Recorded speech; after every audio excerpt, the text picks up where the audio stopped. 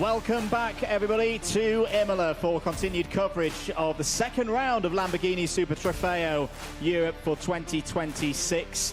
If you weren't with us for race one, you missed quite an eventful episode. You can watch that back at your leisure. And it's been quite eventful here at the circuit since then. Myself, Andrew Mather, alongside me in the box, Sandy Mitchell, ready to go for race number 2. But Sandy, we've been brilliantly entertained by race number 1 so far today. We've been brilliantly entertained as well by the 400-strong parade of all kinds of Lamborghini road cars around the circuit. But probably the biggest news is that a change in the conditions has arrived. It has rained quite considerably over the last couple of hours. No doubt about what the grip conditions are going to be like down into Tamburello. Unlike race 1, it's going to be slippery, isn't it? Yeah, absolutely. Big change for the drivers here going into race 2. Especially at this early point in the season, depending on how much pre-season you've done, you might not have driven in these conditions in the lead up to this event. So yeah, big challenge for the guys out there, and they're going to be, look at the rain pouring down now. So there's going to be a lot of spray. Tire pressures are going to be key to get yourself in the window, and they'll be pushing hard out there. Indeed. So it's just light rain at the moment. Air temperature around 17 degrees Celsius. Track a few degrees higher than that. Still quite humid though. It's been very, very humid. The air has felt thick, is how I describe it when we had a walk outside earlier. But enough of us talking in the box. Let's see how it is down there on the track. Over to Dakota Jane. And what a difference a few hours can make. This morning was also meant to rain, but the rain has fully opened up here. The heavens are open. Now it's declared a fully wet race, so they're definitely going to be starting on wet tyres. But let's go have a speak to the driver on pole. This is Paul Levey in his 66 car. Paul finished the first race, oops, I almost got stuck, P15, 5th in class. Paul, fully wet race now. I saw that your windscreen wiper only really clears just your side. How's that going to go? It's going to be a lot of adaptability for sure. I never driven this track in the wet. I know a bit this car in the wet, but I think the driver who will adapt the most quickly and the most efficiently will be ahead. It's good to start from pole. I won't have the rain coming on my windscreen, and yeah, I will do my best. Good luck, bon chance. That's Paul Levey in car number 66 starting on pole. Now he's going to be in a big advantage here because he's not got any spray. We just want to have a quick word with his teammate. Paul's obviously a fantastic driver. Yeah. It's all in good hands. Are you feeling confident? Yeah, he's an amazing driver. He knows what he's doing, and so let's enjoy this thing. Let's enjoy, as he said. Back to you. So first question to you, Sandy, then. As a Works Lamborghini driver, you're on a circuit. It's wet, but you've not seen it before. How do you deal with that? Yeah, it's not easy. I'm sure Paul will have been asking anyone else in the team if they've been here in the wet. Vincenzo Superior Racing have raced here a lot, whether that's Italian GT or Super Trofeo or GT World Challenge. So yeah, getting any experience you can from other drivers or coaches or team bosses on any little tips and tricks on wet lines. You'll probably see the guys breaking off the normal racing line going into the likes of turn 1 and some of the big braking zones, trying to avoid the rubbered line, which can be pretty slippery in these conditions. But yeah, Paul Levey's done a great job in quali. I mean, super tight, just over 2/10 between the top 6 or 7 cars. So his hard work in getting on to P1 yesterday was fantastic because he, like he says, no spray on the windscreen, and hopefully he can get his head down off the start. Yeah, particularly in those early laps. Let's head down to the grid once again. Over to Dakota Jane. I've caught up with Loris Spinelli, a factory driver for Lamborghini. Now, Loris, you were a Super Trofeo driver once upon a time, now a factory driver for Lamborghini. This track's really difficult to get in the right conditions, let alone in the wet. Some of these drivers have never even done a single lap on wet tyres before. I saw you have been coaching Oregon Racing. How's that been going? Have you been transferring your knowledge of Super Trofeo onto them? Yeah, very tricky situation for everybody since that all the practice and race 1 was full dry. So yeah, I'm trying here, to share all my experience to the young drivers, and I know very well this car, so I'm, also starting to know the new one, and yeah, I can wait. So I try to follow as best as I can the last year of Super Trofeo. As you said, there is a new car actually on display here at the Lamborghini Arena. That is the Super Trofeo Temerario car, which will be debuting next year. But Loris, you've already driven the car. What's it like? Give us a little bit of an idea. It's a very, very nice car. Considering that we are at the beginning, it's already super fast, so I cannot imagine what will happen at the end of the year. He's not giving up away a lot. Thank you very much, Loris. Good luck to Oregon team. Good to hear from Loris there. And Sandy, I'll try and coax out of yourself as well. What can the drivers do with the cars? What can the teams do as well to help, particularly the AMs in these conditions, to make the cars as simple to drive as possible? Yeah, so normally with the slower speeds in the wet, you try and soften off the car a little bit, gives you a little bit more response, a bit more compliance from the chassis. So yeah, softer roll bars and that kind of thing can help a lot. There's a quick look inside the number 4 of Claude-Yves Gosselin. Ready and focused. Good result for Claude-Yves Gosselin from the first race. The rain continuing to team down. I think once again we can head down to Dakota for some last thoughts on the grid. Absolutely. Very quickly, I've got Paolo Binieri. Paolo, you know, you're starting on the second row of the grid. The first race was actually pretty good for you. How are you feeling? Yeah, we did P2. Now we're going to have fun here in this wet condition in Imola. Probably I have Marzio Moretti pushing very hard. He will do a really good race, and I will try to do my best to keep the car in front as we are right now, second row. Let's try to do our best. Thank you. I think we've got to go now, but let's hope you get the setup right. Thank you very much. It's Pablo Binieri. There's the scene on the grid then. The grid starting to be cleared then. Once again, it'll be a 50-minute race, all being well, with the mandatory pit stop window in the middle 10 minutes, all being well. But with these conditions, well, we saw safety cars, of course, in race number 1. Don't be surprised if we see the emergence of the pace car once again. Keep an eye on this car as well, the number 88 all-finish entry. In the first race, we didn't see too much from the Leipzig Motorsport duo of Henry Tuomala and Matthias Salonen. They were P6 in the end at the final count. There were quite a few penalties for speeding in pit lane to sort out, but they start second for this one. This car as well, Ewan Hankey will take, or is already at the wheel of the number 6 for the Vincenzo Sospiri racing team. We believe, or what we've been told, is that they had a drive shaft problem at the end of the first race. That's when we saw that car come to a stop under the last of the safety cars. But Ewan, a very experienced hand there, Sandy. These conditions, I know it's a bit of a cliche to say it, a Brit strong in the wet. But with his experience of all that machinery he's driven, that could be a car to watch in this one. Yeah, absolutely. It's, like you say, a cliche, but it often comes true at the race start. So, yeah, full British lineup. They'll be hoping to move forward from where they are now. Like I say, I spoke to Ewan yesterday. Couldn't believe how close it was in the top 6 or 7 cars, and he was only a couple tenths off pole, but finds himself starting down on the 4th row. So yeah, I'm sure he's looking forward to getting cracking on with the race now. He'd had a very short look there in the eyes of Kevin Gilardoni.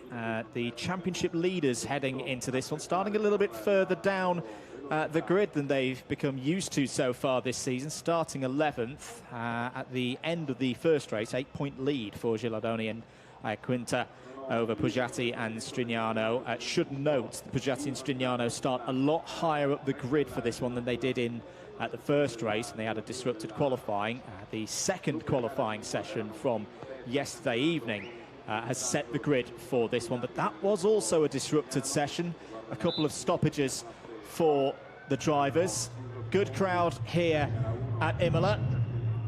Big audience, part of the Lamborghini Arena event, celebrating 63 years of Automobili Lamborghini. And well, while the rain may have rained on our parade a little bit at the moment, everybody is ready to go racing once again for the second 50-minute race of the day. Less than 1 minute before the formation lap will begin.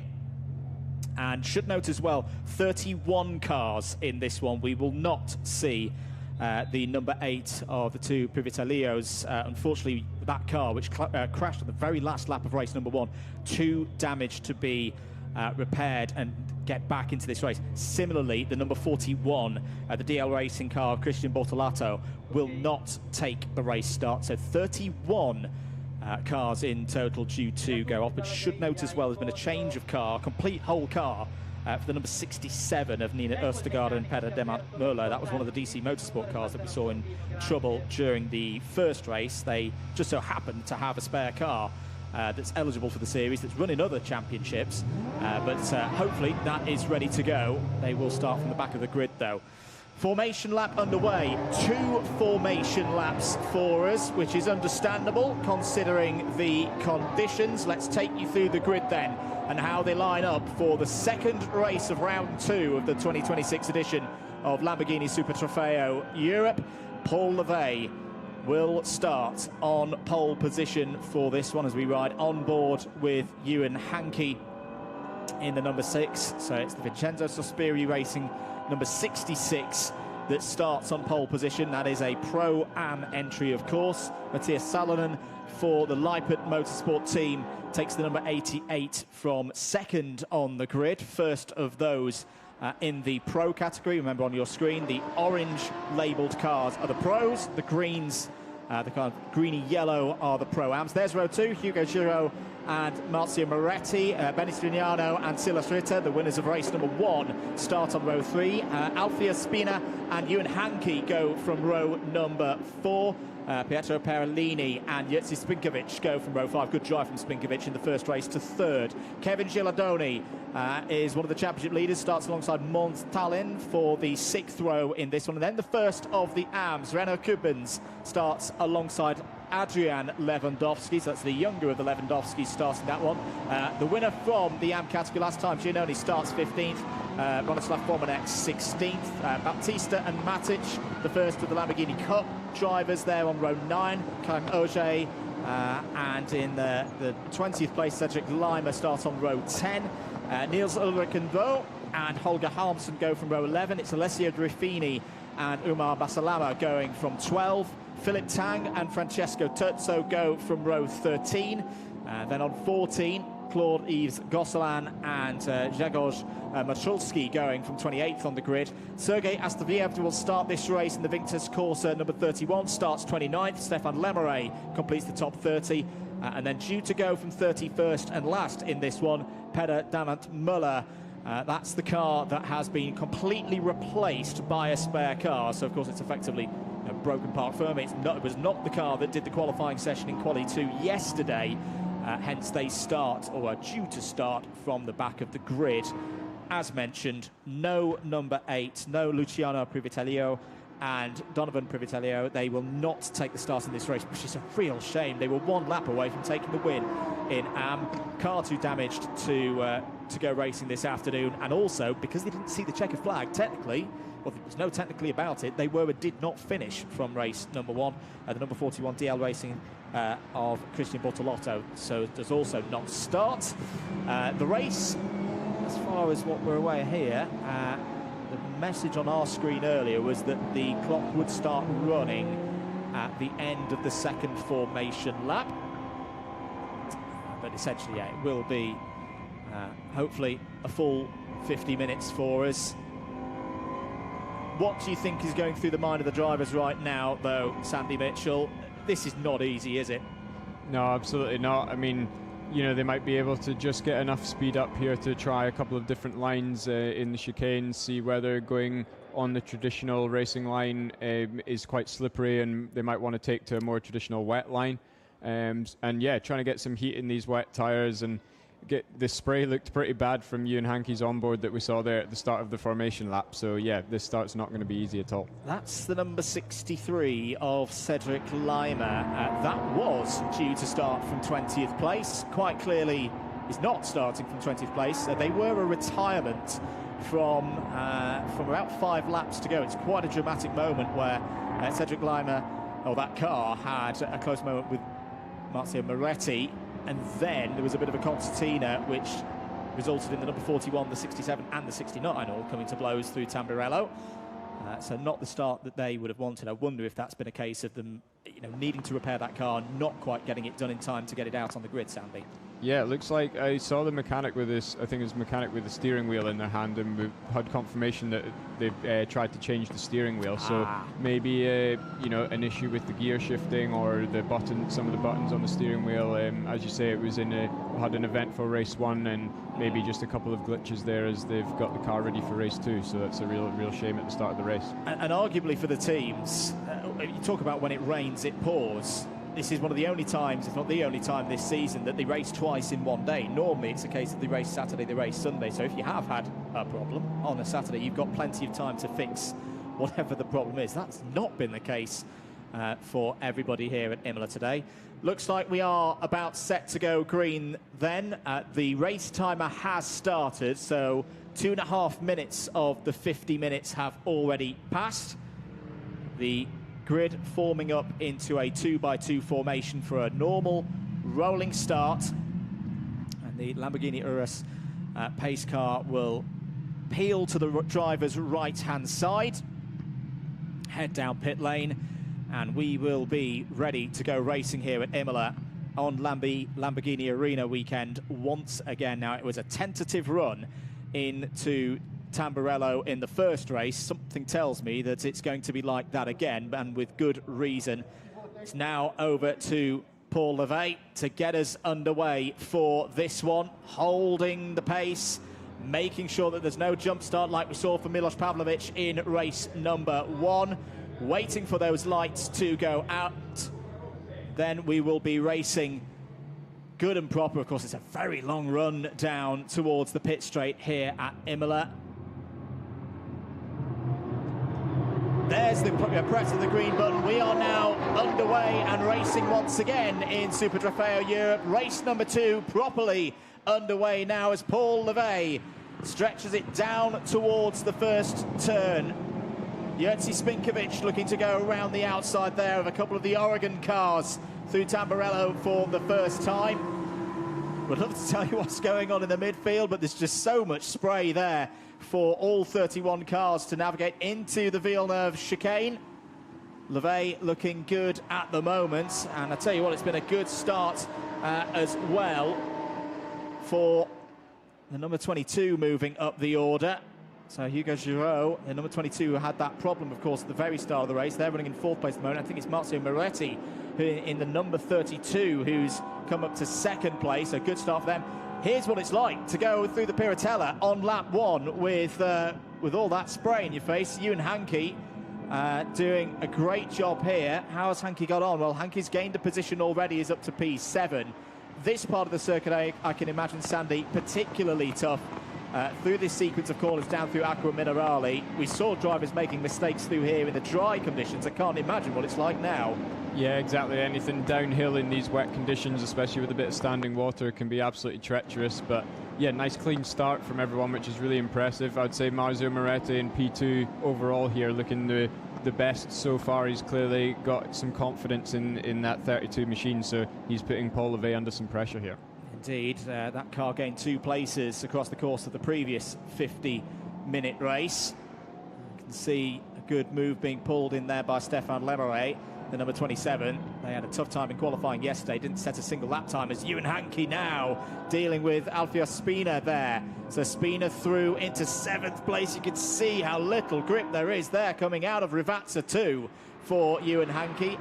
End of the first proper lap of this one then. It's Levey leading from Moretti, Salonen in 3rd place. Ritter's had a good start as well, so Silas Ritter, the first of the Oregon cars there, in 4th place. Giraud slips down to 5th place. Perolini's had a good start as well, currently running 9th overall and 3rd in the Pro-Am category. Renaud Coupens has had a good start also, as there's double waved yellows out. Now that looks to be over was that over the pit straight, or coming into the pit straight, that Marshall post? The number 63 is under investigation for potential speeding in the pit lanes. That's not a good start for Cedric Lima and the team. That's the bright orange car that we saw in the pits off the race starts, having the steering wheel change. As expected, Sandy, all going on out there, and really, really treacherous conditions for the drivers. Yeah, it looks super difficult. You can see from the onboard here, not an awful lot that you can see. That the flashing light that you see there, the rain light on the back of the car, is very helpful in these conditions, because I tell you, sometimes that's massively what you rely on. Jerzy Spinkovic has come to a stop. Oh dear, is it going to be a 3rd retirement out of 4 races for the Polish driver? He had a double DNF at Paul Ricard. Had that great podium early on today, but this is why the safety car has been deployed. So we said there were double yellows over the pit straight. Safety car has now, for the first time in the full race conditions, been put to use, and that is why, understandable, Sandy, that is the fastest part of this format of Imola, with that flat-out run from Rivazza 2. Not an easy place to recover a car as well.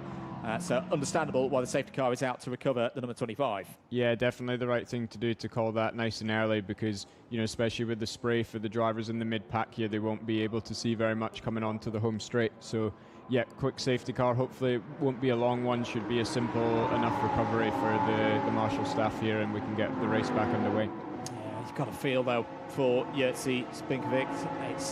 The season's just not got going.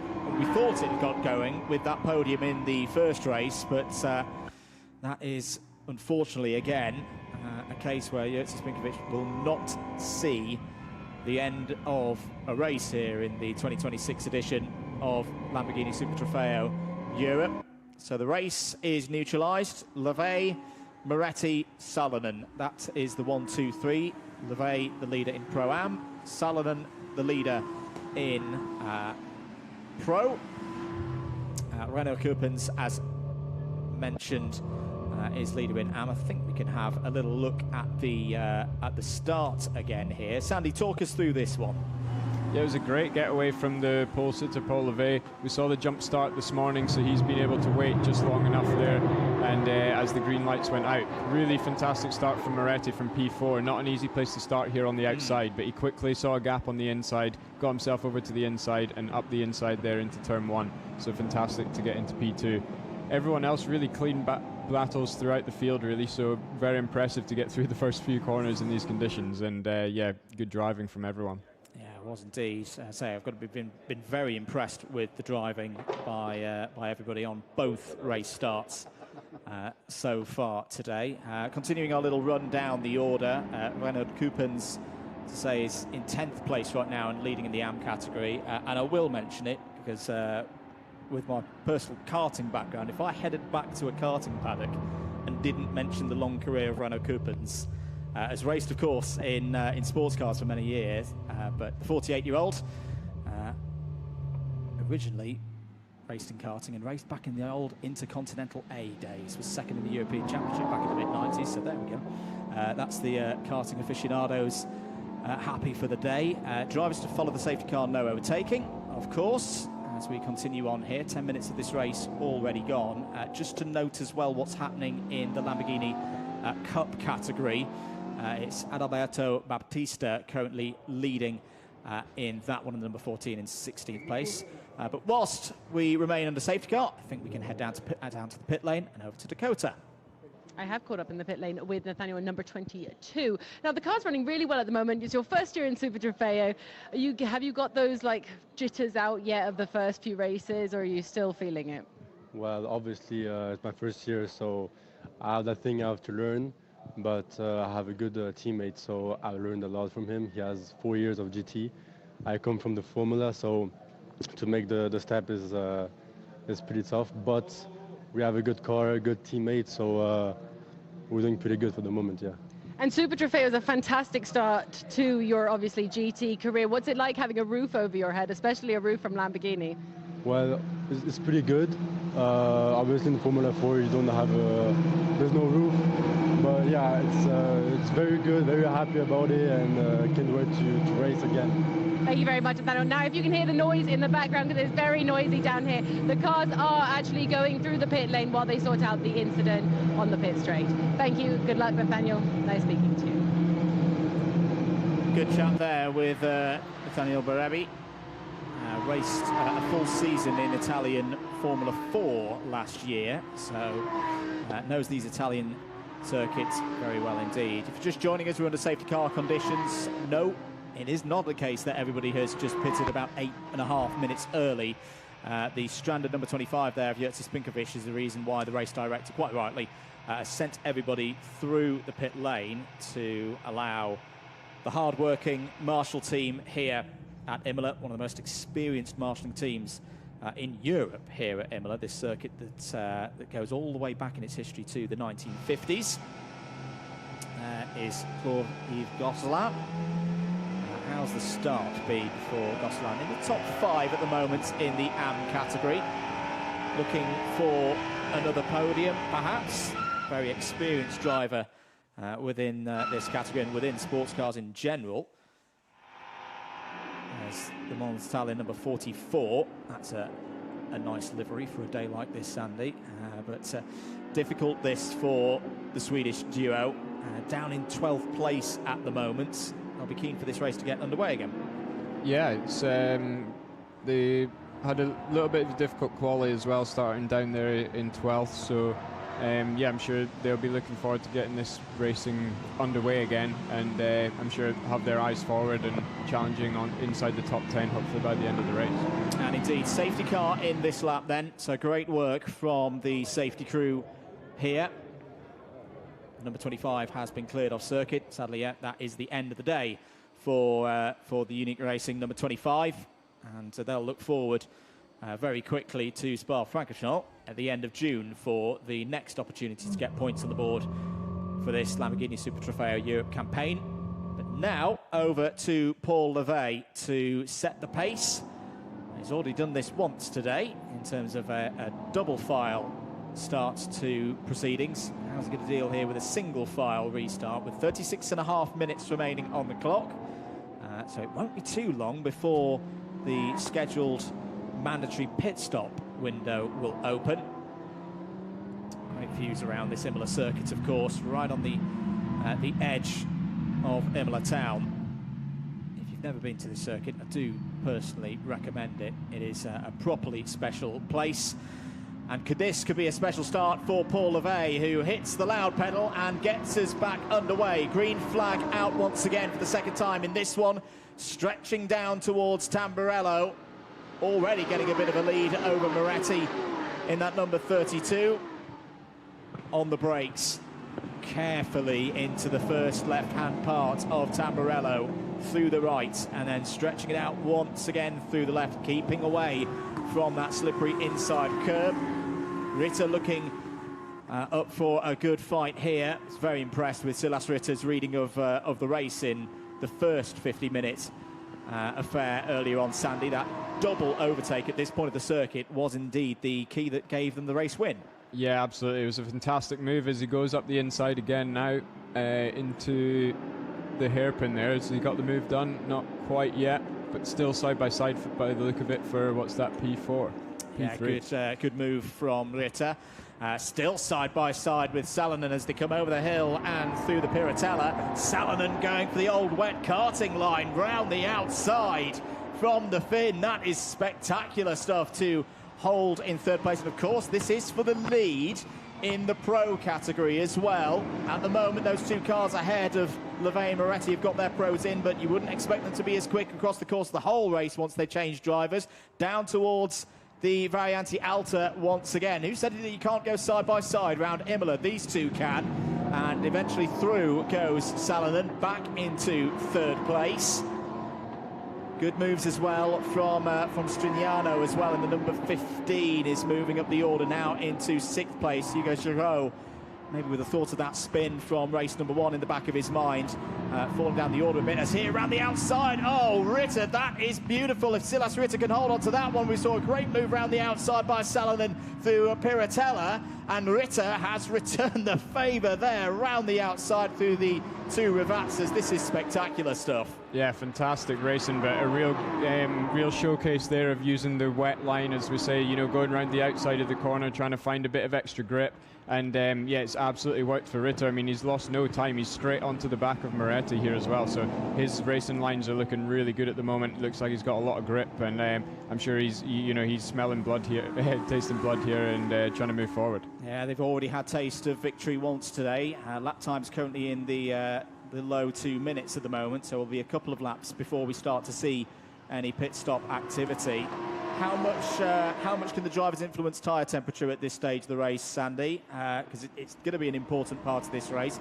and Silas Ritter's car just looks a bit more nimble at the moment and able to react to his inputs. Yeah, seems to have a lot more grip. He's able to really position the car where he wants, and he's using a bit more of the track as well, trying to use the wet lines rather than the traditional lines, and it's really working well for him. You see here wide again on the outside. He's got a lot of exit speed coming back to Moretti on the exit, so yeah, he's putting Marzio under a lot of pressure here. Down the inside, having a little look there into Acqua Minerale, but it's quite tight through this part of the course. Double yellows out at turn 17. That's down the hill towards Rivazza, so I wonder if someone's had a problem downhill. It's the tricky corner at the best of times, never mind in these wet conditions. Paul Levey continues to lead this race then from Marzio Moretti. Silas Ritter there in third place. Unless my eyes are deceiving me, the 88 is still very much there. It's fallen down the order, but Salonen still running in fourth place, just to note that on timing. Right, so is that one of the DL Racing cars off at turn 17? As there's the number 63 of Lima back in. I wonder, is it the number 38 that has come to a stop, as here's a change for second place. Ritter really on the move here this afternoon at Imola, trying to go side by side with Moretti. The course will curve to the advantage of Ritter to the left, and he's through. Good stuff again here from Silas Ritter, taking this race by the scruff of the neck, as you'd say, and that's another position gained now. Yeah, he made a really good line coming out the last corner. He went very wide on the entry, and that seemed to give him a lot of traction on the exit, being able to straighten up the car nice and early. And yeah, you could see he was well alongside very early on the straight there, and of course the advantage being on the inside into turn one. And just to come back to that car that we saw stranded and being recovered by the marshals off to driver's right down towards Rivazza one, I think it is the number 38 of Philip Tang. That would check out as a DL Racing entry out of this one. Looking now to the inside, Ritter on Levey. Well, Paul Levey is not going to be an easy driver to overtake. Paul Levey, a big part of the championship winning campaign of Vincenzo Sospiri Racing last year. Didn't win the driver's title himself because he missed one of the events across the course of the 2025 season. But particularly at the end of the year, Misano was a big part of getting the job done for this team. He switched, of course, into a Pro-Am entry for 2026. Giving some good training along the way, especially on a day like today, to Miguel Cristofao, who we will see in this race later on today. Double waved yellows on our screen still out yet through turn 17. There is the reason why in the background. The number 38 indeed off and out of this race. And I think may stay there for a while. It may be double waved yellows out at that point of the circuit for the foreseeable future.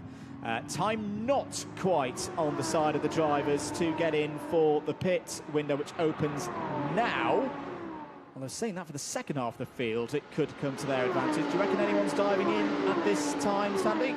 Yeah, it's I guess where you are in traffic is going to make a big difference. You know, some of the drivers out there, I'm sure they're feeling like they're stuck behind some other cars, and with the spray in front of them, it can be difficult to overtake. So if that's the feeling and you know that your teammate's just as fast as you, then it might be a good decision to come in early. I think these leading Pro-Am cars are going to stay out for as long as they can, try and stretch the advantage over the Pro-Am cars that currently have the AM drivers in them.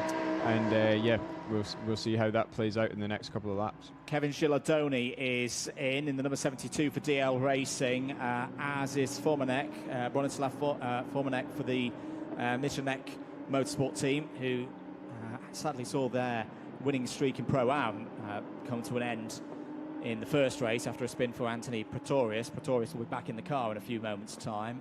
Who else did I see? And Alessio Ruffini is in. That's a good call. Get Milos Pavlovic in that car as soon as possible. That is very good work from Alessio Ruffini, who, you never know, could have set Milos Pavlovic up for a quick second half of this race with that. There is the number 33 on your screens. Didn't quite go their way in the first race, of course, the ASR squad. But Pavlovic will be in the car, and once the minimum pit stop time has elapsed for the drivers, they'll head back out on circuit. Out is Gilardoni. Good stint there from Kevin Gilardoni. Hands over to Simone Quinta. A very good run in the second race at Paul Ricard, of course. Also in on that last lap, Adalberto Baptista. Baptista will, of course, stay at the wheel of that car. That is a single driver entry in that number 14 for the Aragon team. And same again, 3 seconds more on the minimum pit stop time for any car being piloted by a single competitor. Also in the number 31 of Sergei Astafyev. That's to get Jonathan Chicotto in, and just to round them off, Cedric Lima, the number 63 is in, although I don't think that is for scheduled mandatory pit stop reasons. We've seen that car in a bit of bother so far in this race. Back with the leaders here, Sandy. What are you seeing out on circuit? Lap time starting to come down. We're now into the 158s, but Levay doing a good job. Yeah, he's settled in nicely. He was under a lot of pressure there for a while from Ritter, but they seem to kind of just be matching each other now. The gap's staying quite consistent, so yeah, I'm sure Paul Levay there just settling in well, but no, Ritter's still looking fast. The Scandinavians often have good car control, and yeah, showing that again today. Indeed. It could be Patrick Farboni, of course, getting into this number 36 when the driver change occurs. I do wonder, there's a bit of strategy to be played here for Ritter. I'm sure the engineers will be looking at the gaps. It's not the longest circuit here at Imola, so it can be quite tricky to slot your car into a bit of clean air. It can be done, but it's not easy. Over the hill once again into Variante Alta, and Paul Levay just continuing to take that subtle defensive line into these corners. And as we expected with Silas Ritter, made his way through past other drivers, but Paul Levay is not just another driver. Downhill once again towards the Rivazzas. Good work. I'd say the number 38 has been cleared to what's deemed a safe distance. No flags out there anymore as Levay runs a little bit wide. I think that might have been deliberate, though, for Levay. Again, just getting off the normal try and rubbered in racing line, where plenty of racing rubber will have gone down across the course of the last 2 days, and with some of the other machinery that's been running around this circuit for the Lamborghini Arena event. 26 minutes to go then, near the second half of this race. Lap times once again, but now into the low 1 minute 58s.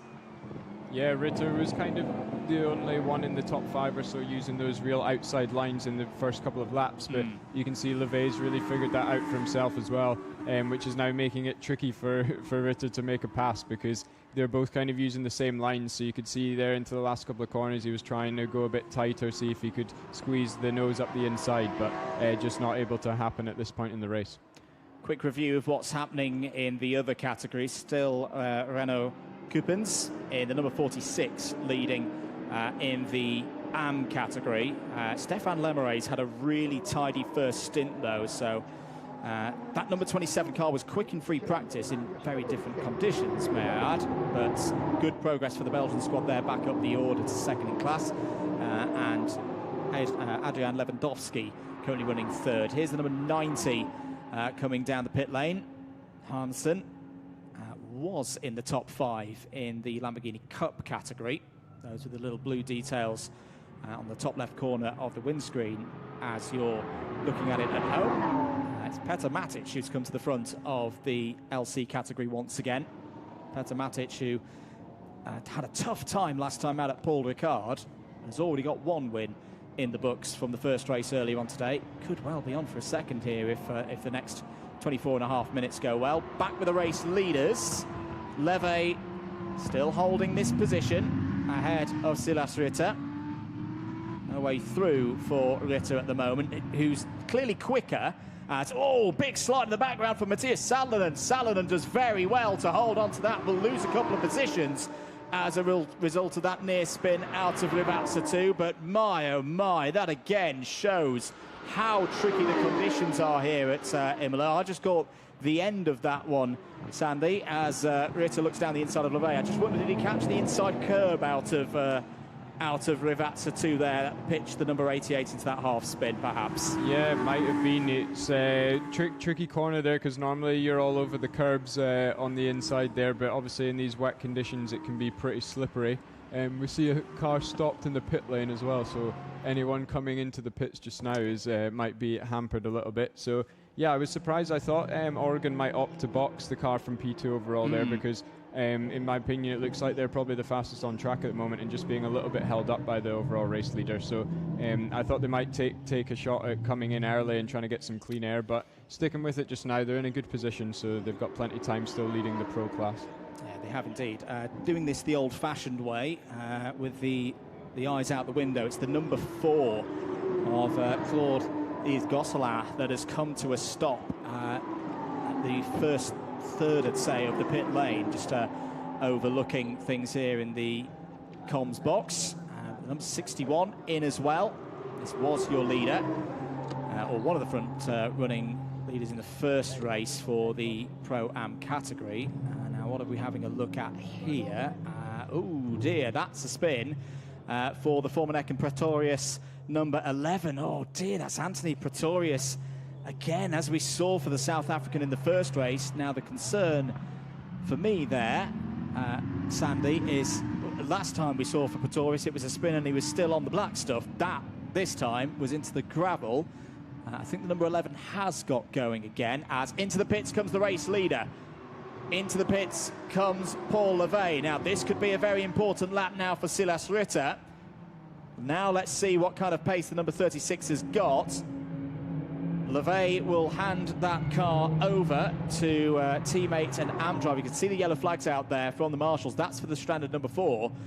So that's something that these runners would not have expected. Miguel Cristofao will be getting into that number 66 car. There is the number 23 of Francesco Turzo. I think Turzo has had a problem in the last few moments as well. A little bit further down the order. I did lead this category at Paul Ricard before a late spin took chance of victory away for the Italian. So, as we saw in race number 1, Sandy, again, there's not really a moment to take breath and take stock in this 50-minute race with these conditions wreaking a bit of havoc on people's strategies. Yeah, definitely. I mean, Trofeo definitely delivers the action, and yeah, this, you know, the key point in the race here, making sure you do your pit stop right, no penalties. We saw a lot of people either make mistakes or have issues in the first race in the pit lane, whether that was speeding or not being able to do the minimum pit stop time. So yeah, getting through this point in the race without penalties is really key. The top 3 or 4 cars just now have opted to do an extra lap. They're going to be really tight to make it into the pits, only 45 seconds until that closes. But thankfully they're in the last sector, so they should just about get into the pits in time. That was not the optimal line for the Philip Tang number 38. Oh, now the Cedric Lima number 63 was also involved, so I think this was a little bit earlier on in the race. This is another angle of it, perhaps. Ooh, yeah, that's a little bit of ambition over adhesion there for Tang, having that clash with Cedric Lima, and bodywork damage quite clearly to the front left corner there of that car. Leader in Ritter, Moretti, Spina, Giraud, all on time, as long as they're on pit lane before the 20-minute marker, which is now, and they're quite clearly on pit lane. They are all good in terms of the rules and getting these mandatory pit stops done. Off goes the number 27 there, with Rodrigue Gion now at the wheel of that one, I would assume. Timing hasn't quite updated it as yet from Stéphane Lemeray. How much will the drivers be discussing right now, Sandy? You know, we haven't had these conditions so far this weekend in any of the practices. They haven't got long, though, to transfer any information.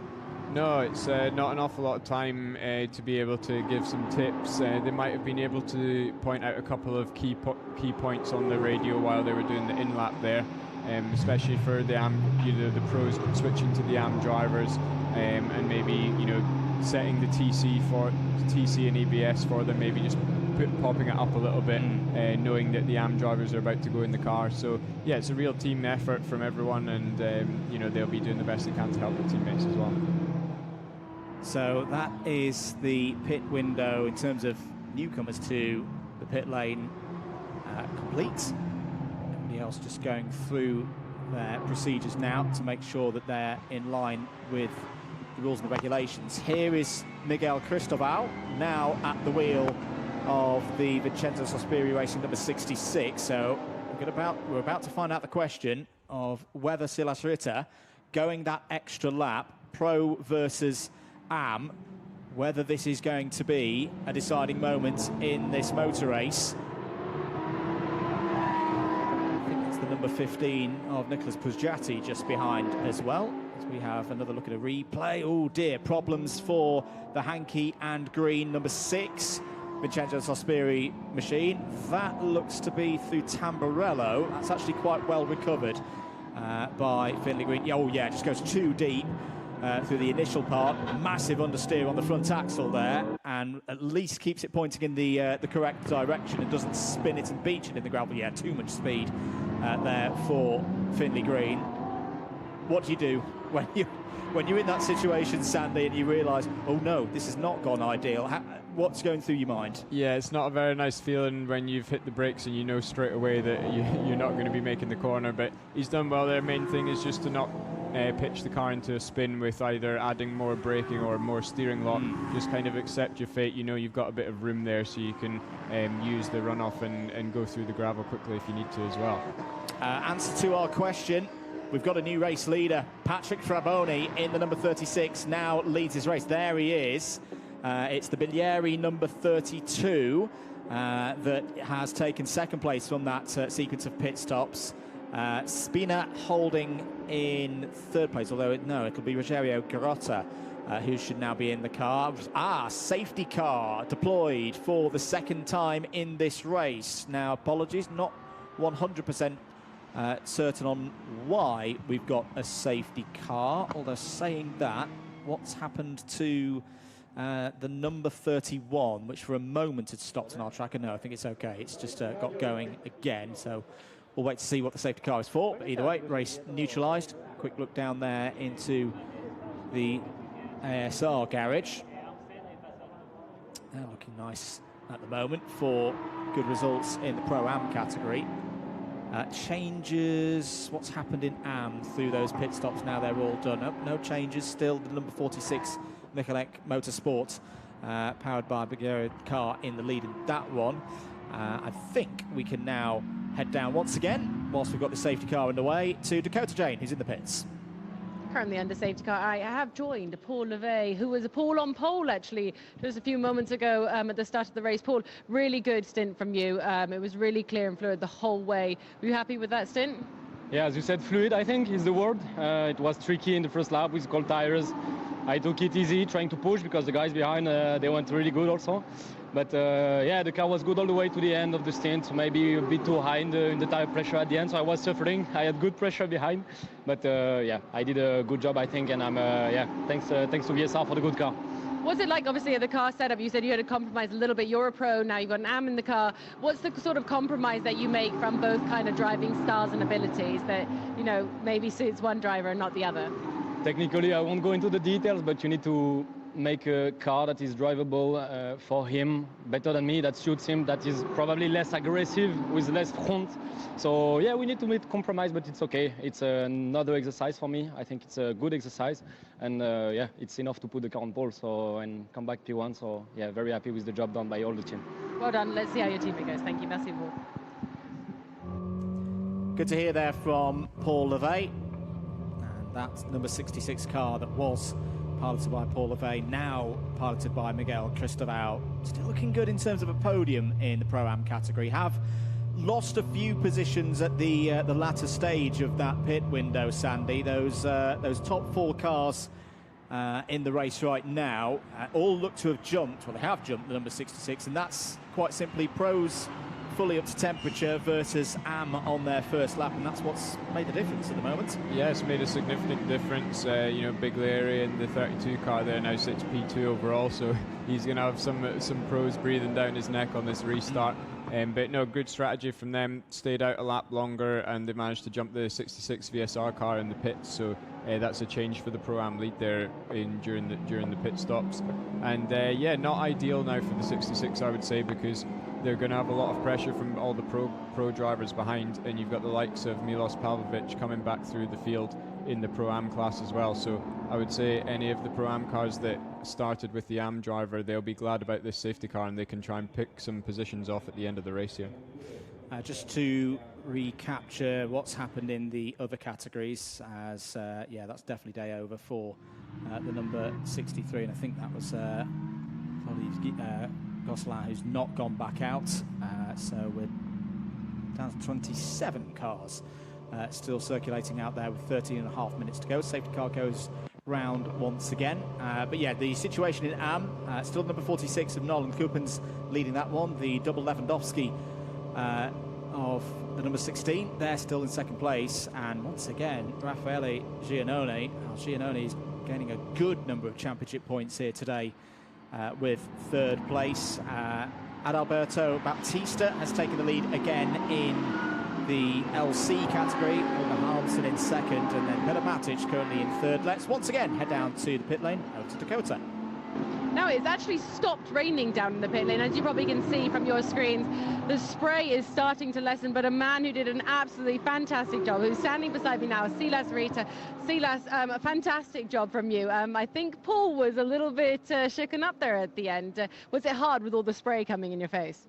Yeah, especially in the start with 5 cars in front of you. It's impossible to see more than 10 meters in front of you. So I just trusted the guys not to brake too late because I was just looking at their brake light. But yeah, I tried to give Paul a bit of pressure, but you know, we're in 2 different categories, so I didn't want to risk anything by doing a stupid overtake. So yeah. Obviously, this morning's race was drying out. This race was declared wet. Did you change the setup at all from this morning to now? Yeah, for sure. We adjusted the traction, the ABS, the brake bias, and the tires as well. And then the team changed the car, something on the car as well. So yeah, for sure, we made the car prepared for the wet. But it's dialed into the way you guys like it. Obviously, you can see by the performance. Yeah, it was not too bad. We had good pace out there, so I'm happy. Well done. It's a really good showing from you. Congratulations. Good luck for the rest of the race. Thank you, Silas. Silas Ritter there. And off the back of the safety car, there is the view of Ritter's teammate Patrick Fraboni leading this race. Both drivers part of the 2025 roster of Lamborghini junior drivers. A program that you were part of yourself, Sandy, back in the day. How much learning do you get off the junior program, especially for a situation like this in Super Trofeo, where you've got so many things to manage and probably a 10-minute race at best to get you through to the checkered flag? Yeah, it was huge for me in my career. You know, I've been with Lamborghini for a long time now, and started off as a junior driver on the junior driver program. And yeah, it really helped me getting advice from the current factory drivers, and being part of the camps that they would do for all the off-track things like fitness, media training, that kind of stuff. And yeah, we did the driver shootouts at the end of the year, where they pick the top drivers from throughout the year, and you do a test day all together at the end, which is the pressure is quite intense. So yeah, these guys, you know, it's a fantastic stepping stone to go into GT3 if that's what you would like to do after being in Super Trofeo. And the car really sets you up well for that. It's super fast. The lap times are almost identical to GT3, just in a little bit of a different way. And yeah, we've seen, you know, a lot of successful drivers go on to become factory drivers, or unfortunately go elsewhere as well. So it's yeah, a real good breeding ground for young drivers. Now that you're on the other side, what do you make of like the current crop of junior drivers as they're coming through? Are they pretty much the same, or have there been a few changes in terms of personalities over the years? Yeah, I think it's very similar. You know, I remember very well in racing in North America in Super Trofeo, and had a great time there as a junior driver. And you know, the opportunity came about as part of being on the junior program. So yeah, no, the drivers have been fantastic. There's a lot of very fast young drivers in the category, and as we've seen today, the driving's been excellent. You know, not only fast but super clean, and that's what you also need for endurance racing. Let's head down once again to Dakota. Safety car is also in this lap. Dakota, over to you. I have caught up with Maurizio Moretti. Pablo Bilieri is currently running in P2 at the moment. The rain has stopped. What does this mean? Does this mean that we could see slicks by the end of the race? I'm not so sure. It's actually quite cold here, and the sun is not shining, and there is no wind. So the odds of having a dry race, a dry end of this session will be difficult. But for sure, it will be a changing condition. Let's see who got the right pressures at the pit stop, because for sure, it's not so easy to catch with such a changing weather. Whether you want to start and go fast at the beginning, keep some tire for the end. On my part, I tried to give Paolo the best tires possible, so I really did not engage in fights. Also because in my stint, the water temperature was sadly way too low, so the engine was was in protection. So we also had to nurse this issue. So at the moment, we're there, we're on the safety car. Let's see what my teammate can do. We advise him to, you know, try to keep the RPMs high, keep the temperature going, and we see what the race is going to give us. Oh, no, you wouldn't have absolutely seen it because you were driving absolutely flawlessly. It was really, really good driving from you.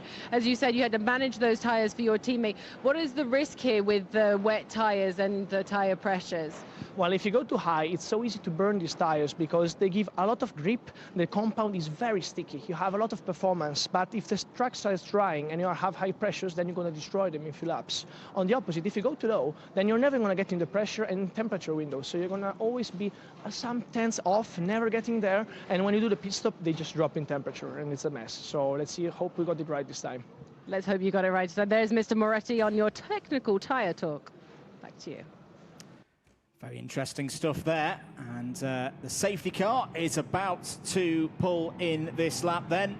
Patrick Fraboni now has the job of setting the pace through the Rivazzas and getting us back underway for 7 minutes of racing. Oh, now has he gone very early? Yes, he has. It's going to be fine in terms of where the safety car is for the restart, but Patrick Fraboni is gone. Caught Bilieri a little bit napping there in the number 32. That was very, very nice indeed. Apologies, just to confirm that it is Rogerio Grotta in the number 34. They've just had the instruction to change their driver ID, so apologies for any confusion there. But it is Grotta aboard in third place at the moment. What would be second place in the points in that category is going deep there. Was that Berebi in a bit of trouble in the number 22? I believe it was. But Tamburello has been catching drivers out here today.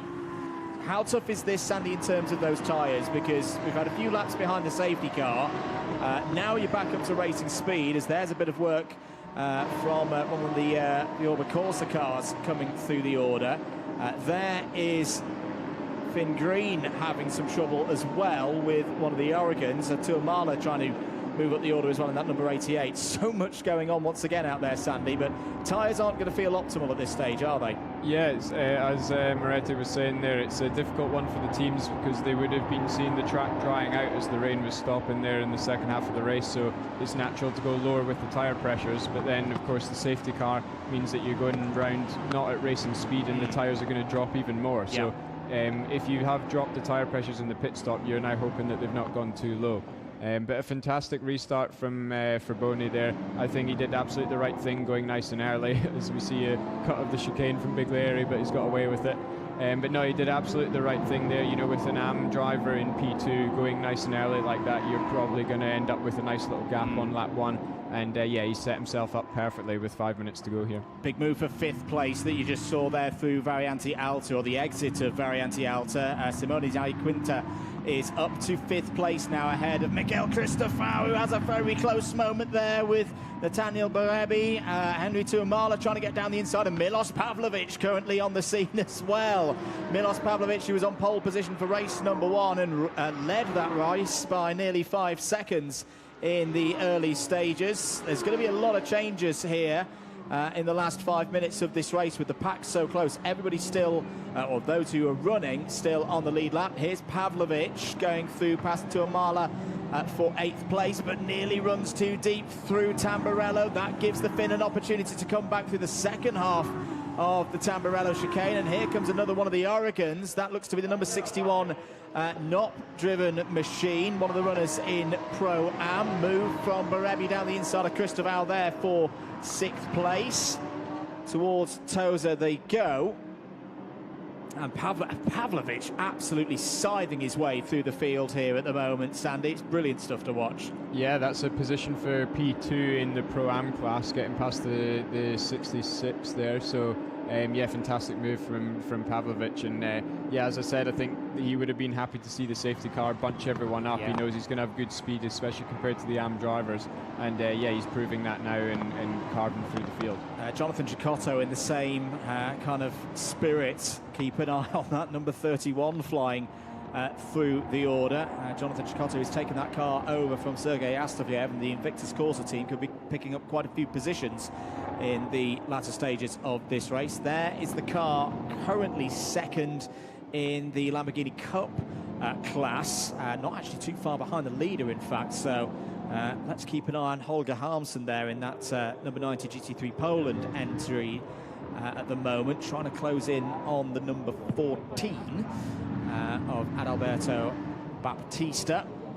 3 minutes and 15 seconds remaining in this one, so we reckon probably 2 more laps for this one to bring this one to a close. Patrick Fraboni looking pretty good. Lap times 1:57.8 for Fraboni. Everybody else, in fact, I'd say Fraboni's probably got a 1.5 seconds on the rest of the field here, so can ease this one in. Here is a good scrap on your screens. This is all around. This is the second place back battle, isn't it, with Bilieri doing a good job at the moment, leading in the Pro-Am category, probably thinking right now, I'm in the lead of my class, the points are done by class, I don't really have any concerns about those pros behind, as long as we can keep that number 33 of Milos Pavlovic at bay. Absolutely, but at the end of the day, he's a racing driver, and being able to finish P2 overall against the pros would sound pretty cool. So yeah, I think if he's able to hang on here, he's going to try, but like you say, won't want to take any risk. Pugiati and Grotta side by side coming out of Tosa and towards the Piratella, and that's Pugiati through.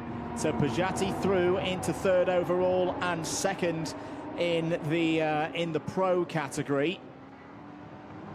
Iquinta, I'd say that would be a great result for Iquinta and Gilardoni, having started 11th on the grid in this one. If they could pull out a podium in pro, yeah, it's not a race win, but on a championship campaign, you often say it's not the days where you win, where you ultimately win a championship. It's the days when you're on damage limitation.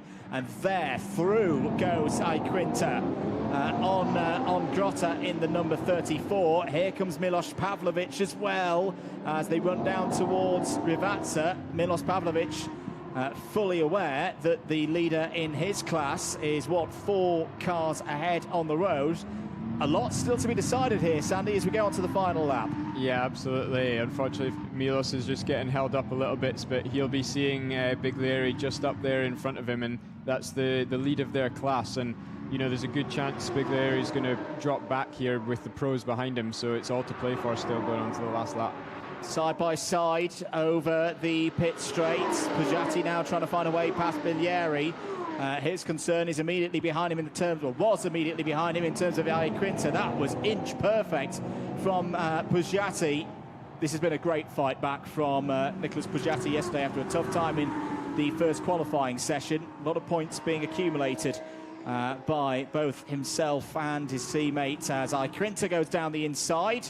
That is a change for 3rd place on the road, and now we're potentially going to have a last lap scrap in Pro-Am as well, because Milos Pavlovic pulls to the inside into Tosa, has been chipping away at the lead of Biglieri. Biglieri's trying to hold it round the outside. They're going to be side by side once again, heading uphill towards Piratella. This is going to be some brave stuff on the brakes, and Pavlovic has got through. Yeah, it's a really good move up the inside. He's done that move a couple of times already in this race, and yeah, a real shame for the 32 crew, because they were looking so good there going on to the last lap, but it's so difficult when you've got all those pros who are fired up to get past on the last lap, and just unfortunately lost a little bit too much time there. Leader is out of Variante Alta. Final lap board is out, and after a really, really tough time at Paul Ricard, these 2 young drivers with lots of expectations going into this season, as Biglieri now trying to hold on ahead of Grotta and ahead of Berebi. Berebi's driven well today, but not quite as well as the duo of Silas Ritter and Patrick Fraboni. Out of the final corner, they're going to be coming across the line in a moment's time. It's going to be a double win for Oregon at Imola. Patrick Fraboni brings it home in the wet conditions here in Italy. Over the line, holding on for 2nd place. It's going to be Nicholas Pugiati.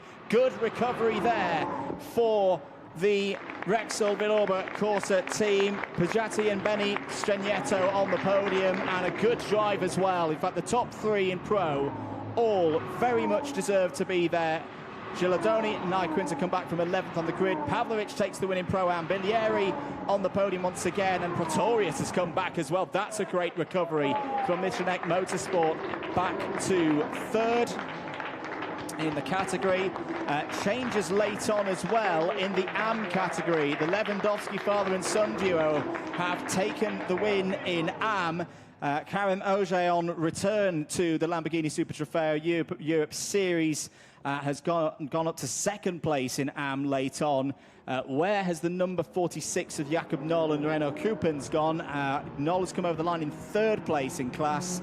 And then a great win as well in Lamborghini Cup for the number 14 of Adalberto Baptista. So a very good day for the Oregon team. Multiple class victories again here in race number 2, but none of them will taste quite as sweet as this result, Sandy Mitchell. Patrick Fraboni, a little bit out of sorts last time out at Paul Ricard, but in his hands and in Silas Ritter's hands, they have done a tremendous job today.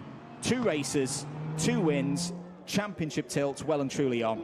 Yeah, absolutely. Like you say, difficult first round, but this really sparks, ignites their championship fight. And, based on today, I mean, you'd be hard to write them off as challenging all year now. They looked absolutely fantastic. Both drivers look very evenly matched. Oregon have done fantastic today, winning in pro.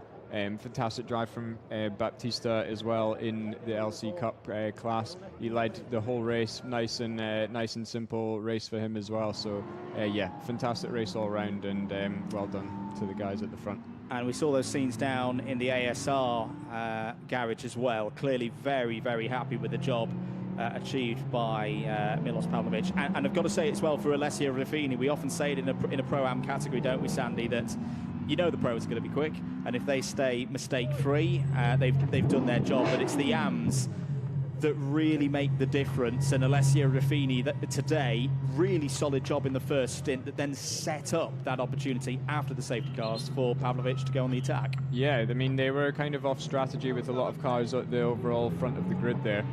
So yeah, Ruffini just needed to keep himself out of trouble, try and hold position, make some progress if he could, and he did a fantastic job. They managed to come in on the first possible lap, get Milos Pavlovic back into the car, and yeah, absolutely brilliant race from them as well.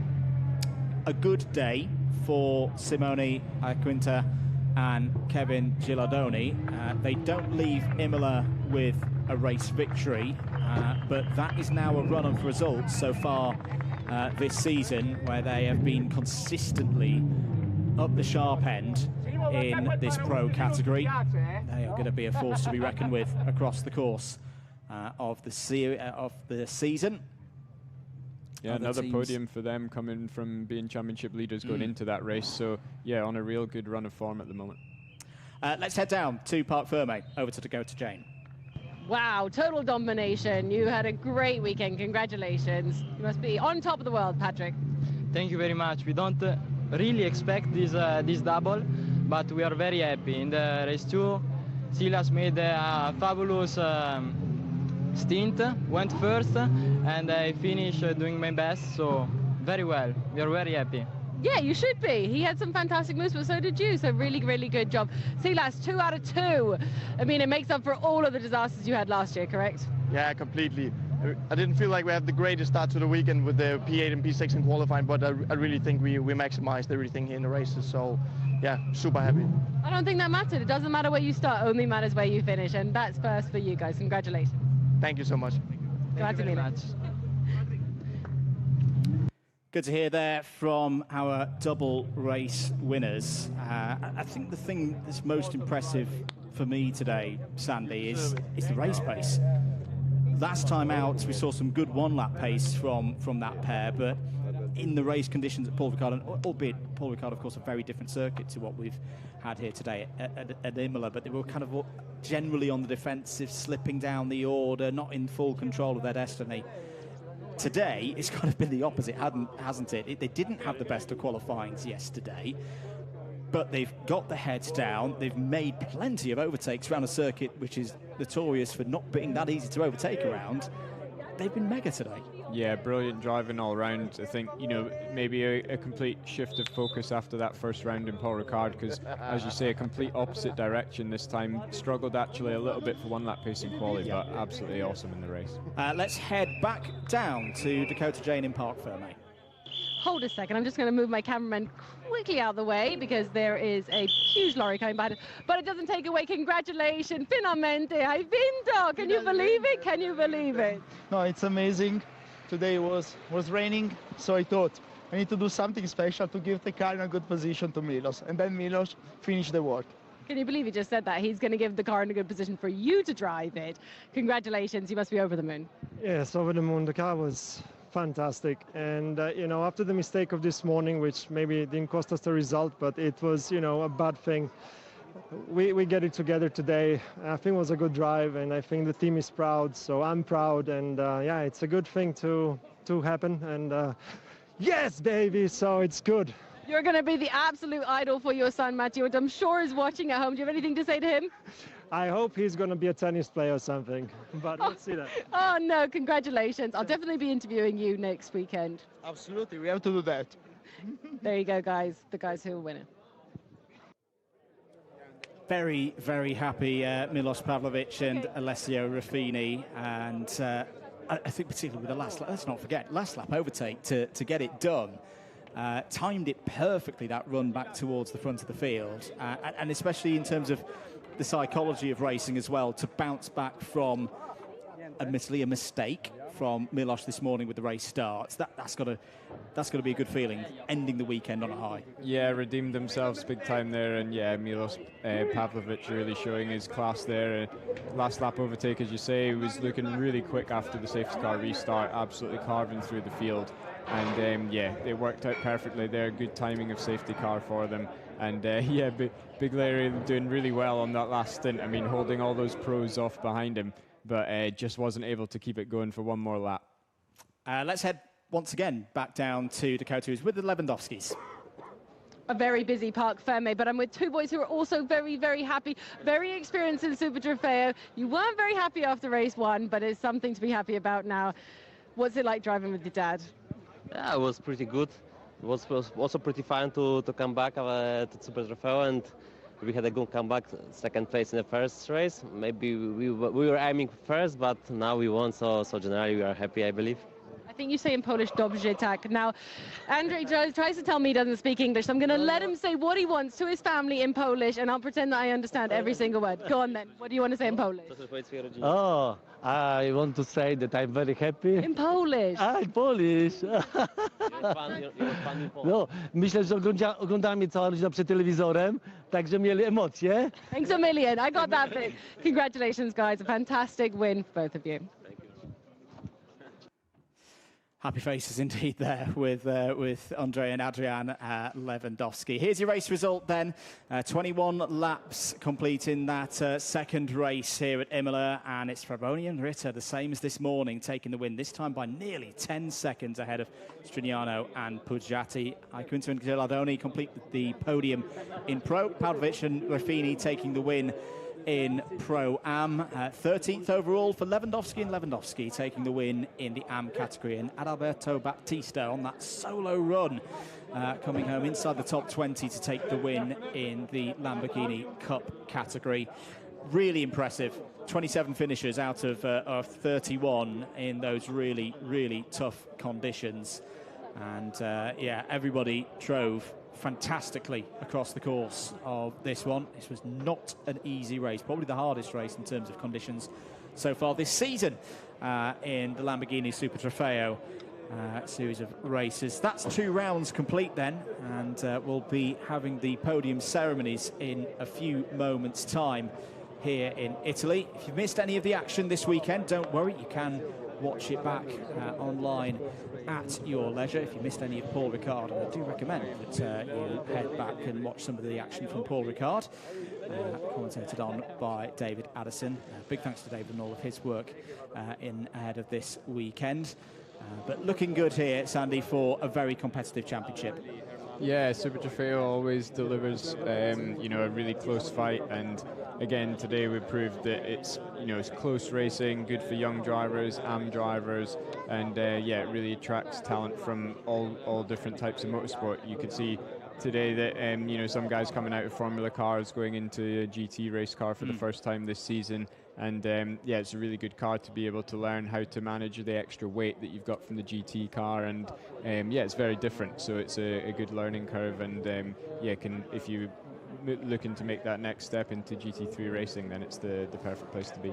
Absolutely. Well, on a day like today, we always like a slow-mo shot through the Variante Alta here at Imola, even more spectacular on an afternoon like this, and some of the close racing that we saw across the course of those 50 minutes. That was the early stages where you saw Paul Revey leading from Marzio Moretti. It was really the early attack from Silas Ritter that caught the eye. Decent day for Michanek Motorsport, fighting back with their number 11 to take a podium. Yeah, not a continuation of the wins that we saw last time out at Paul Ricard, but again, in a championship campaign, when you can pick up points on a day that's not perfectly going your way, it could be a very, very important set of points for Manek and Pretorius at the end of the year. But really, the day here at Imola, celebrating the 63rd birthday of Lamborghini, goes to Patrick Faboni and Silas Ritter. Drivers coming out onto the podium then for the pro category. Simone Iquinta and Kevin Gilardoni first up there in third place. Pujatti and Moretti in second, but these two young men have stolen the show here at Imola. Not just one race victory, but two here in Northern Italy. Fantastic stuff from Patrick Faboni and Nicholas Pujatti.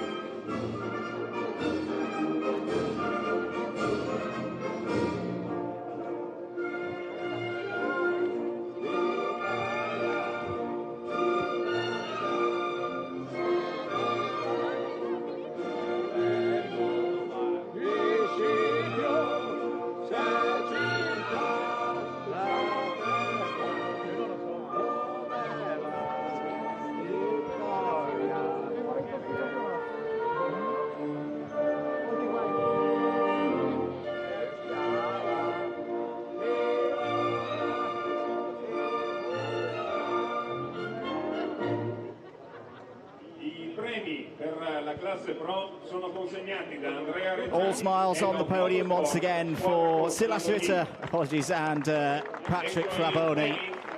The trophies now to be presented to the top three in Pro by Andrea Reggiani, head of motorsport for Lamborghini Squadra Corsa.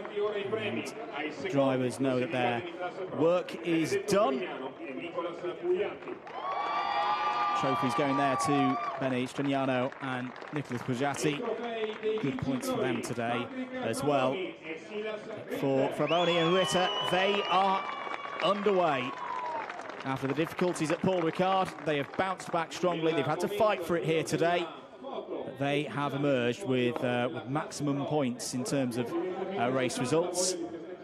And, well, it was understandably muted champagne celebration after the first race, with drivers still needing to do another 50 minutes here in race number 2. Something tells me that's not going to be the case in a few moments' time. And with the photos complete, the champagne sprays here at Imola for a double victory for Silas Ritter and Patrick Faboni. Oregon team on top here in Northern Italy. Next challenge, though, is to, of course, head to Spa-Francorchamps on the weekend of the 26th to the 28th of June, with the title fight well and truly underway. In a moment, we'll have a look at how those point standings look after 2 rounds of Lamborghini Super Trofeo Europe 2026. But opposite to the skies above us, it's a sunny time for Faboni and Ritter, who have closed the gap to 4 points. Still Gilardoni and Iquinta leading as they were at the start of the weekend, but only 4 points now the advantage over today's double winners. Pujatti and Strignano dropped to 3rd. Category. It's going to be an exciting year. Yeah, you can see the points there, just a handful of points separating the top 3 there. So yeah, we've seen, you know, all the top 5 or so all having good results at some point in the first 4 races, and I'm sure that's going to continue throughout the season. So I don't think anybody's going to be walking away with it very easily. The podium ceremony then for the Pro-Am category. Bronislav Fomenek and Anthony Pretorius back on the podium. In third this time. Good drive as well from the pairing of Marzio Moretti and Paolo Bilieri, but what a story this is. Back on top in Lamborghini Super Trofeo, Milos Pavlovic and Alessio Ruffini. A brilliant win on the last lap of the race.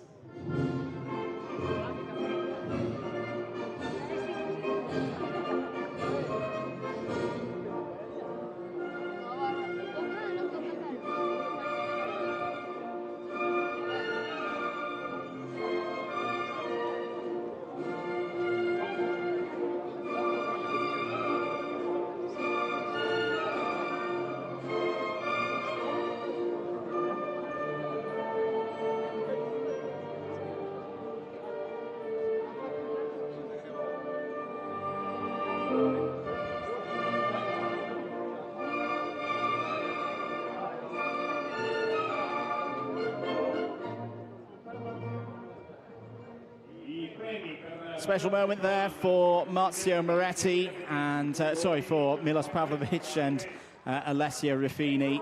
The trophies to be presented. Sandy, whilst the trophies are presented, how special will it particularly be for Alessio Ruffini to come to this circuit of all circuits? So much history here on home soil and to be standing on that top step. Yeah, you know, Super Trofeo really is a European championship, so to be here in Italy and win on home soil is really special. You know, to do it in these conditions as an AM driver at this track where it's super treacherous, you know, very difficult track to negotiate at the best of times. So yeah, he's done an absolutely fantastic job. They're held in the air. The trophies for our winners in race 2 for Pro-Am.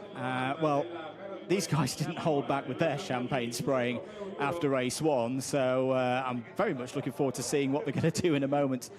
Now that the weekend's work is done.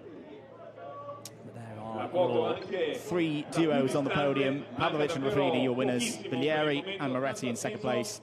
Great fight back as well from the gravel trap for Fomenek and Pretorius in third. With the photos done, time for the champagne for one last time in Pro-Am here this weekend. And that's a proper celebration again. Yeah, indeed, that was even better than the first one in race number 1. So good to see from our Pro-Ams. You can tell he's done that a few times. Yeah, absolutely. And again, they will look forward as well to round number 3 in Belgium at Spa-Francorchamps at the end of June. Again, another circuit that's famed for its always positive weather. I'm joking, of course. Let's take a closer look then at how things will stand going towards Spa for the Pro-Am category. It was close going into this second race of the day. That 7-point gap for Fomenek and Pretorius had been chipped away at through the course of the first race with the problems that they had. But now the scores look like this. It is, look at that, 2 points covering the top 3. Fomenek and Pretorius still in the lead, the championship. Knopp and Perolini now 1 point back for Oregon. And then Bilieri and Moretti move to 2 points out. Don't rule out to Pavlovic and Ruffini there as well. So 8 points to bring the top entries after the round. How the Lamborghini Super Trofeo Europe always is. That's the Pro and Pro-Am podiums done, of course. So now time for the Am categories.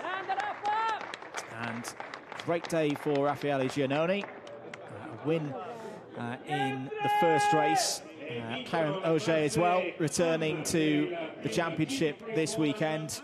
He's done a sterling job in second place, but this will feel good for the father and son duo, Andrei and Adrian Levanovsky. Haven't had it easy this weekend, but the pace has been there throughout for the GT3 Poland team. They win in the AM category.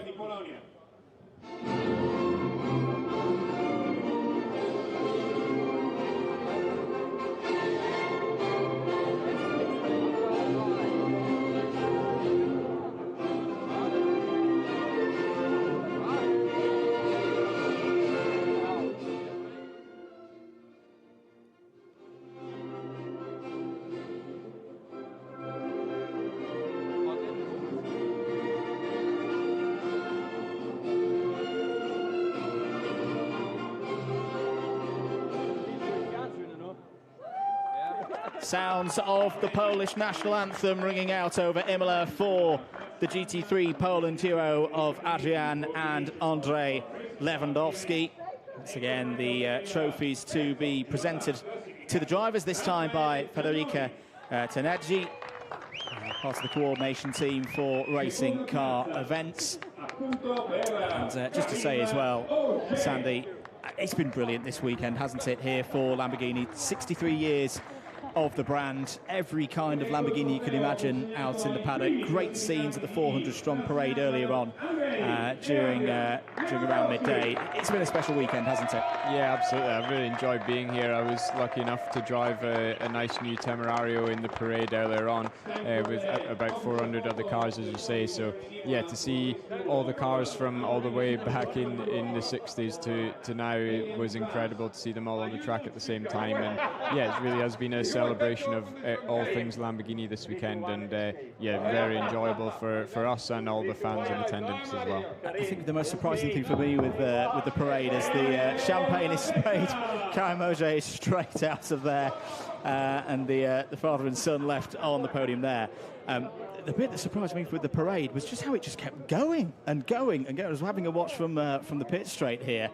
Yeah, it was absolutely spectacular to see, as was the drive from these two. Andrzej and Adrian Lewandowski weren't at Paul Ricard, so of course they started the day with 0 points. But let's have a look at how things have shaken up in the AM category. Still, Grzegorz Moczulski leading, but again, look how close it is. 1 point between Moczulski and the pair of Jakub Noll and Rueda Kupens. Lewandowski to third place. Gion and Lemeray, tough weekend. And the CMR all-Belgian team there, fourth. Entered life for the first time this season. That, of course, leaves us with one last podium. Last but very much not least is, of course, the Lamborghini Cup class. And on to the podium for the second time today, Peter Matic. Good drive as well. I say, in that number 90, Holger Harmsen was not a happy man during the first race, so he'll be happy with this result. But Adalberto Baptista, winner for Brazil.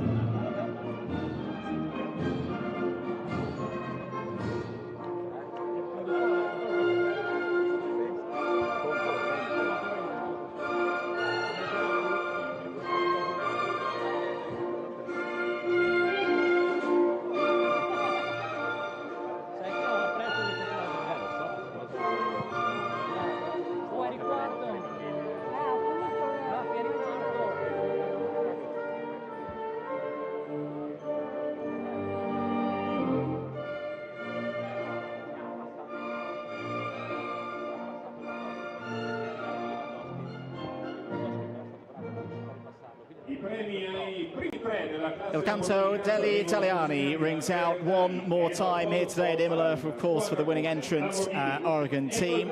Trophies coming out for our top three. Andrea Reggiani once again on the scene to award the top three here today in the Lamborghini Cup class their awards for their efforts, and good cheer going up there for Holger Harmsen and, of course, for Adalberto Baptista, who can add a win here in the Lamborghini Super Trofeo LC category to the long list of things that Adalberto has achieved in his racing career. And just a pause there for the photographers and the sport media here at Imola. And well, you will get the picture, of course, that we've been talking about close categories as our drivers. Well, Holger Harmsen's very much wanting to spray the champagne. I think the other two maybe just saving a little bit of the bubbly for refreshments after a very hard race. But again, this is another category that was close at the start of the weekend, but those at the top of the order before the two races today, they've had their problems across the course of the 100 minutes of racing that we've seen, and it leaves the points looking like this. Adalberto Baptista is your new leader in Lamborghini Cup, but only by 1 point over Claude Gosselin. Peter Matic up to third place. Great all the points for Matic today. Look how close it is. Before we head off to Spa-Francorchamps, let's have a look at some of the highlights, though, from that second race here at Imola today. Great start at the front of the field from a number of drivers, but particularly Moretti in the number 15. Coming through, sorry, Moretti in the number 32 coming through to take second place in the early stages. Another clean start for everybody, as we saw in race number 1, everybody taking into account the conditions. Down towards Acqua Minerale, the field ran without incident. There would be problems in the early stages, though, for Jurzi Spinkovic. Third retirement of the year would end the weekend for Unique Racing in number 25. On the scene, though, Silas Ritter. As we saw in race number 1, went wheel to wheel. There was some fantastic racing with the Salonen and Tuamala number 88. This was a super move. Round the outside into Rivazza 1. Proper wet motor racing lines there. And then a little bit of a pause as Paul Levey continued to lead the race. There's problems for Finley Green in the VSR number 6. Got back on circuit, though, and lived to fight for another day on the way to another top 10 for Finley Green. Pit stops were crucial. Paul Levey pitted in 1 lap before the others, and that meant that the number 66 fell down a couple of positions, left Patrick Fraboni as the race leader. Plenty to be picked apart, though, for second place as Fraboni took the race win. There were changes for class lead positions on the last lap as drivers got past Villieri. Nicholas Pujatti just held on to second place ahead of Simone Iaquinta. But on top here in Imola twice today, Patrick Fraboni, Silas Ritter, and that is all we've got time for today here at Imola. For myself, Andrew Mather, Sandy Mitchell alongside me in the box. Sandy, thank you so much for all of your help. For Dakota Chain down there in the pits. We'll be next back at Spa-Francorchamps on the weekend of the 26th to the 28th of June for round 3 of Lamborghini Super Trofeo 2026. Thank you very much for joining us. We hope to see you there.